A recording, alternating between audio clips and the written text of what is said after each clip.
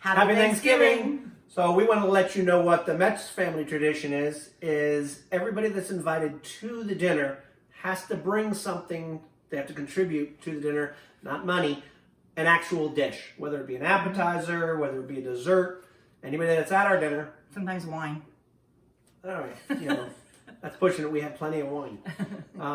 So it's one of Michelle's favorites is the stuffing, and really that's always been done by Michelle. Yeah, so this is my mom's sage sausage stuffing recipe. I don't know, but I think she got it from my grandma doing it, but we've been just having it since I was a kid. So I kind of take a shortcut and I use dried breadcrumbs now. Makes it a little easier. We have so much other things to cook, so take that shortcut and use whatever kind of dried crumbs you like. These are sourdough. Sourdough, yeah. And that's what we're using this year. And then my secret ingredient is sage sausage from Jimmy Dean.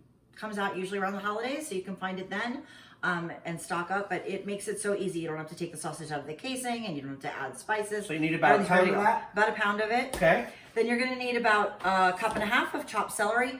And make sure it includes the leaves, because the leaves add good flavor to the stuffing. So I always chop the leaves in there too. If it doesn't have leaves, it just doesn't taste right. So 8 cups of this? 8 cups. Pound. Cup and a half of the celery chopped. Okay. About a cup and a half of onion chopped. Perfect. Then some fresh parsley, about a third of a cup of that. Maybe about a quarter cup of fresh sage.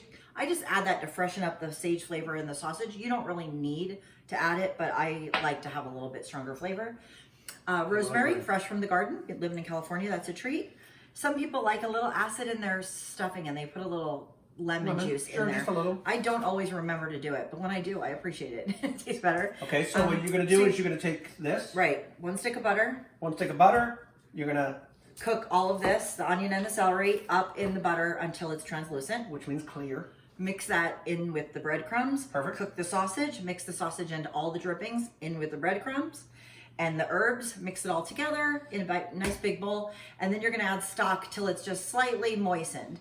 Right. So maybe a cup or 2, depending on how dry the breadcrumbs are. I guess it just takes a little bit. You don't want it to be sopping wet, because it's gonna build up with all the butter and everything while it's cooking.